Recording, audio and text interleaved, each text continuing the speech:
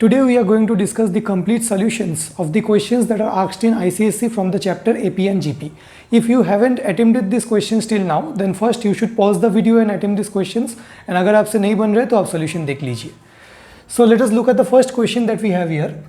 The fourth term of an AP is 22. आपको given है fourth term का value कितना given है 22 and the 15th term is 66. Okay. Find the first term. आपको first term निकालना है. कॉमन डिफरेंस भी निकालना है आपको. फिर hence find the sum of the series up to 8 terms. देखिए यहाँ पे सब कुछ पूछा गया है, first term, common difference and sum of the series. अगर आपको पता होगा तो आईसीएससी के सिलेबस में बस general term and sum of the series का ही फॉर्मूला है, ठीक है ना. तो जो जो आपके सिलेबस में है वो सब कुछ पूछा गया है. एक 4 मार्क्स का क्वेश्चन है, काफ़ी ईजी है. हमें क्या पता है, हमें पता है कि the nth term of any AP, किसी भी एपी का nth टर्म का फॉर्मूला क्या होता है, is equal to a plus n minus 1 into d, where a is the first term and d is the common difference, n is the number of term. So अगर मुझे fourth term निकालना है, that means in place of n I should put 4. So अगर मुझे fourth term चाहिए तो fourth term क्या हो जाएगा, a plus n minus 1 मतलब 4 minus 1 3d. So this is the fourth term. Fourth term मतलब a plus 3d एंड इसका वैल्यू कितना गिवन है मुझे, फोर्थ टर्म का वैल्यू मुझे गिवन है 22, ठीक है ना. अब 15th टर्म इज 66 मतलब T15 इज 66, ठीक है. तो 15 टर्म का क्या मतलब है, a प्लस 14d इज 66. देखिए nth टर्म का फॉर्मूला ये है, अगर मुझे फोर्थ टर्म निकालना है that will be a plus 3d. ये जो d का कोएफिशिएंट है that should B 1 less than fourth term, मतलब फोर्थ T4 है यहाँ पे तो यहाँ पे 3 होना चाहिए, T15 है यहाँ पे तो यहाँ पे 14 होना चाहिए. This is the formula that I am using. तो मेरे पास दो इक्वेशन है, इसको मैं यहाँ से मिटा रहा हूँ. दो इक्वेशन है, this is the equation number 1 and this is the equation number 2. दो इक्वेशन, दो वेरिएबल, इनको सॉल्व कर लीजिए. तो अगर मुझे इसको सॉल्व करना है तो मैं इक्वेशन 2 से 1 को माइनस कर देता हूँ, 2 minus 1. So 2 minus 1 will give मी, इससे इसको माइनस कर लो तो 14 minus 13 will give me 11d. अब तो आपसे हो गया होगा. 66 minus 22 will give me 44. So d का वैल्यू मेरे पास आ रहा है 44/11, that gives me 4. So common difference का वैल्यू कितना आ रहा है 4. अब अगर इस d को मैं इक्वेशन नंबर 1 में पुट कर दूँ तो मेरा फर्स्ट टर्म आ जाएगा. सो putting d is equal to 4 in equation number 1. So मेरा आ जाएगा ये a plus 3 into d मतलब 3 into 4 that will give me 12 should be equal to 22, ठीक है. मतलब a का जो वैल्यू आ रहा है मेरे पास that is 10. So a is the first term. First term का वैल्यू कितना आ रहा है 10. कॉमन डिफरेंस का वैल्यू कितना आ रहा है 4. अब मुझे क्या निकालना है, sum of the series up to 8 terms. So what is the first term? My first term is 10 and what is the common difference? The common difference is 4, ठीक है. आप इतने मतलब यहाँ तक कॉपी कर लीजिए, फिर मैं सम ऑफ द सीरीज भी निकल के बता रहा हूँ. ओके. अगर इसके बाद आपको यहाँ पे AP भी पूछा जाता कि बोलता कि AP भी निकालो, तो आपके पास अगर फर्स्ट टर्म है एंड कॉमन डिफरेंस है आप AP भी निकाल सकते हो. कैसे, what is the AP? AP क्या होना चाहिए यहाँ पे, अगर फर्स्ट टर्म 10 है सो 10, फिर 4 ऐड कर दो इसमें, 14 18 22, दिस इज द AP. आपसे पूछा नहीं गया पर पूछा जा सकता था. अब मुझे निकालना है sum of the series up to 8 terms, that means n का वैल्यू यहाँ पे है 8. ओके. अब सम ऑफ द सीरीज का फॉर्मूला क्या है, Sn is n/2 2a plus n minus 1 into d. This is the formula for sum of n terms of an AP. And आपको up to 8 terms निकालना है. That means in place of n I should put 8. Okay, let us put. तो S8 का value कितना आ जाएगा 8/2. 2 into a, what is a? A is 10. 2 into a is 20 plus n minus 1, what is n? 7. n minus 1 मतलब n is 8, n minus 1 gives me 7 into what is d? d is given to me as 4, मतलब मैंने निकाला है d को 4. So what is 8/2 is 4, 20 plus 28. So this comes out to be 4 into 48. And what is 4 into 48? 4 into 48 को आप निकाल लो, 162 आना चाहिए शायद, हाँ sorry 192. So 192 is the answer. तो मुझे क्या क्या निकालना था इसमें, इजी क्वेश्चन था, बस ये फॉर्मूला मैंने यूज़ किया है, sum of n terms of an AP का. एंड मैंने क्या यूज़ किया यहाँ पे, nth term of an AP is given by a plus n minus 1 into d. I have used these two formulas to calculate the results that were asked. And sum of 8 terms का value आ रहा है मेरे पास 192.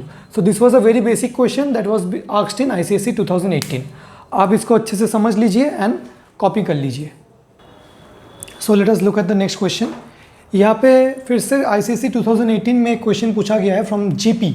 ये भी काफ़ी basic question है, GP से आपसे हो गया होगा ऑल्दो.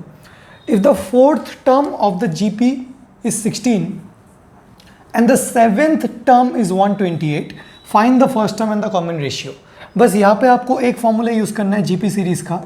हमें क्या पता है, the nth term of a GP, the nth term of the GP Tn से रिप्रेजेंट कर रहा हूँ, that is given by a into r की power n minus 1.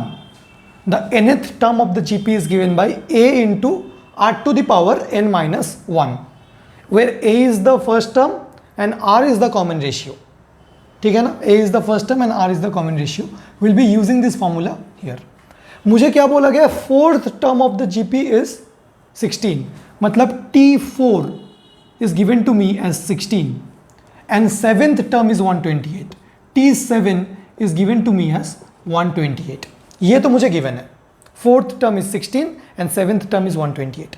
Now what is the meaning of fourth term, अगर मैं इसको इस formula में पुट कर दूं, T4 का वैल्यू कितना आ जाएगा, a into r to the power n minus 1. मतलब अगर मैं t की मतलब n की जगह 4 पुट करूं तो मेरा आ जाएगा a r cube, a r cube is equal to 16, क्योंकि nth टर्म का फॉर्मूला है a into r to the power n minus 1. So if I put n is equal to 4, 4 minus 1 will give me 3. This is my equation number 1. And seventh term is 128. If I put n is equal to 7, it will come out to be a into r to the power 6 is given to me as 128. Here I again have two equations and two variables. अब अगर मुझे इसको solve करना है तो मैं equation number 2 को 1 से डिवाइड कर दे रहा हूँ. लास्ट वाले क्वेश्चन में हमने सब्ट्रैक्ट किया था, वो एपी वाला था, सम था, यहाँ पे तो प्रोडक्ट के फॉर्म में है. तो आप क्या कर लीजिए, इक्वेशन नंबर 2 को 1 से डिवाइड कर लीजिए, तो left side and left side divide हो जाएगा, right side and right side divide हो जाएगा. तो मेरे पास आ जाएगा, this will give me a r to the power 6 by a r to the power 3 is equal to right side में 128 by 16. a and a cancels out, r to the power 6 and r to the power 3 will give me r to the power 3. मतलब powers में हमने cancel out कर लिया, 3 powers ऐसे cancel हो गए. अब यहाँ पे 4 से कैंसिल आउट कीजिए, 4 4 से 16, 4 3 2, अगेन 2 से कर सकते हैं आप, तो ये आ रहा है मेरा 8. सो मेरा आर क्यूब का वैल्यू आ रहा है 8. तो आर का वैल्यू क्या हो जाएगा, 8 to the power 1/3, मतलब cube root of 8, that will give me 2. तो मेरा जो कॉमन रेशियो है, common ratio is coming out to be 2, और मुझे कॉमन रेशियो निकालना भी था. Therefore my common ratio is 2.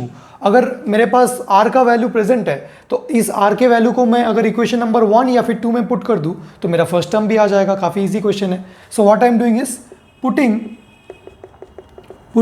r is equal to 2 in equation number 1. That gives me a into 2 cube is equal to 16, मतलब a into 2 cube मतलब 8 is equal to 16. Therefore a is equal to 16 by 8, that means 2. So my first term is also 2 and my common difference is, common difference तो नहीं, यहाँ पे common ratio बोलेंगे, common ratio is also 2. अगर अब मुझे बोला जाता है यहाँ पे कि भैया आप तो GP भी निकालो, आपने फर्स्ट टर्म निकाल लिया, हाँ, आपने कॉमन रेशियो निकाल लिया, हाँ, अब GP भी निकाल के बताओ. तो मैं GP अगर निकालूँ तो मेरा जो GP होगा, GP का फर्स्ट टर्म कितना हो जाएगा, फर्स्ट टर्म निकाल लो GP का, मतलब a into r to the power 0. First term निकाल रहा हूँ ना, तो n की जगह मैं 1 पुट करूँगा, 1 minus 1 is 0. a into r मतलब a, the first term is a and a कितना है 2. सेकेंड टर्म निकाल लो, second term a r to the power 1, मतलब what is a and what is r, 2 into 2 is 4. Third term निकाल लो, a r to the power 2, मतलब 2 into 2 square, 2 square is 4, 4 into 2 is 8. सो अगर मुझे GP निकालना है तो 2, 4, 8 डट डट ये मेरा GP हो जाएगा, ठीक है। अगर मुझे बोला गया था इसके बाद कि आप तो कोई भी जनरल टर्म निकालो, तो this is the general term. मुझे अगर पूछा जाता कि यहाँ पे अच्छा फोर्थ एंड आप नाइन्थ टर्म निकल के बताओ, तो T9 का वैल्यू कितना हो जाएगा, a into r to the power 8, मतलब 2 into 2 to the power 8, that means 2 to the power 9, this is the ninth term. तो आप ऐसे कुछ भी निकाल सकते हो। ये काफ़ी इजी क्वेश्चन था 3 मार्क्स का। आप इस क्वेश्चन को समझ लीजिए एंड इसको अच्छे से नोट डाउन कर लीजिए। चलिए let us have a look at the next question. ये काफ़ी इजी क्वेश्चन है जो आईसीएसई 2018 में फिर से पूछा गया था। आईसीएसई 2018 में total 10 marks question was asked from AP and GP combined. If k minus 3, 2k plus 1 and 4k plus 3 are 3 consecutive terms of AP. Very very important word, 3 consecutive terms of an AP. Find the value of k. तो क्या हुआ था, ये काफ़ी easy question था पर कईयों को शायद थोड़ा सा एंजाइटी में या फिर प्रेशर में स्ट्राइक नहीं करता है कि इसका मतलब क्या है। मैं आपको एक एग्जांपल देके समझाता हूँ। अगर मेरे पास एक एपी है 1, 2, 3, 4, 5, 6 so on, first 10 natural numbers का सपोज एक एपी था मेरे पास, तो एपी का जो सबसे इंपॉर्टेंट कैरेक्टरिस्टिक्स है वो क्या है कि 2 कंसेक्यूटिव टर्म्स के बीच में हमेशा एक कॉमन डिफरेंस रहता है। इस केस में मेरा कॉमन डिफरेंस 1 है। आप कोई भी 2 कंसेक्यूटिव टर्म्स उठा लो, 4 एंड 5, इन दोनों के बीच में जो कॉमन डिफरेंस है वो हमेशा कांस्टेंट रहेगा। 1 एंड 2 के बीच में कॉमन डिफरेंस कितना है, 1। 4 एंड 5 के बीच में 1, 5 एंड 6 के बीच में 1। तो अगर मेरे को कोई भी जनरल 3 कंसेक्यूटिव टर्म्स गिवन है तो उनके बीच में जो कॉमन डिफरेंस है वो कांस्टेंट होना चाहिए।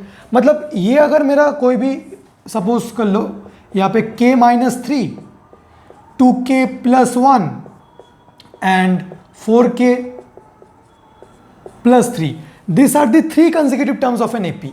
इसका मतलब इन दोनों का डिफरेंस एंड इन दोनों का डिफरेंस सेम होना चाहिए, ठीक है ना।